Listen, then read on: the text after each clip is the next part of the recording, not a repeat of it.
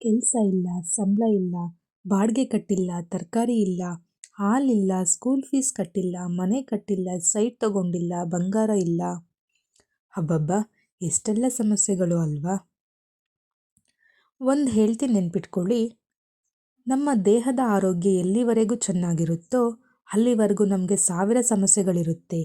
ಯಾವಾಗ ನಮ್ಮ ದೇಹದ ಆರೋಗ್ಯ ಕೆಡುತ್ತೋ ಆಗ ಉಳಿಯೋದು ಒಂದೇ ಸಮಸ್ಯೆ, ಅದು ಆರೋಗ್ಯ ಸಮಸ್ಯೆ. ಎಲ್ಲ ಸಮಸ್ಯೆಗಳನ್ನು ಎದುರಿಸೋಕೆ ಮೊದಲು ನಾವು ಚೆನ್ನಾಗಿರಬೇಕು.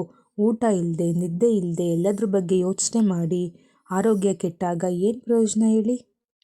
ಇವತ್ತು ನಾವು ಚೆನ್ನಾಗಿದ್ದೀವ? ಕೈಕಾಲು ಚೆನ್ನಾಗಿದ್ದು ಹತ್ತೋಕೆ ಇಳಿಯೋಕೆ ಆಗ್ತಿದೆಯಾ?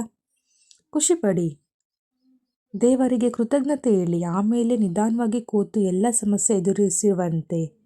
ಹೇಗೆ ಕಟ್ಕೋಬೇಕು, ದುಡ್ಡು ಹೇಗೆ ಮಾಡಬೇಕು, ಕಾರ್ ಹೇಗೆ ತಗೋಬೇಕು, EMI ಕಟ್ಟಬೇಕಾ, ಆಮೇಲೆ ಯೋಚನೆ ಮಾಡಿ.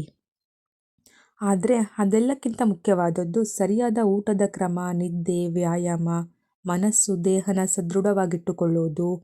ಯಾಕಂದರೆ ಆರೋಗ್ಯ ಸರಿ ಇಲ್ಲ ಅಂದ್ಕೊಳ್ಳಿ, ನಾವು ಇದ್ಯಾವುದ್ರ ಬಗ್ಗೆನೂ ಯೋಚನೆ ಮಾಡೋಕ್ಕೆ ಹೋಗಲ್ಲ. ಮತ್ತು ಯಾವಾಗಪ್ಪ ಹುಷಾರಾಗ್ತೀನಿ, ಮೊದಲಿನ ಥರ ಯಾವಾಗ ಆಗ್ತೀನಿ, ನನ್ನ ಕೆಲಸ ನಾನು ಯಾವಾಗ ಮಾಡ್ಕೊತೀನಿ, ಎಲ್ಲ ಕಡೆ ಯಾವಾಗ ಓಡಾಡ್ತೀನಿ, ಇಷ್ಟಪಟ್ಟಿದ್ದು ಯಾವಾಗ ತಿಂತೀನಿ ಅನಿಸುತ್ತೆ. ನಿಮ್ಮ ಆರೋಗ್ಯವನ್ನು ಜೋಪಾನವಾಗಿ ನೋಡ್ಕೊಳ್ಳಿ.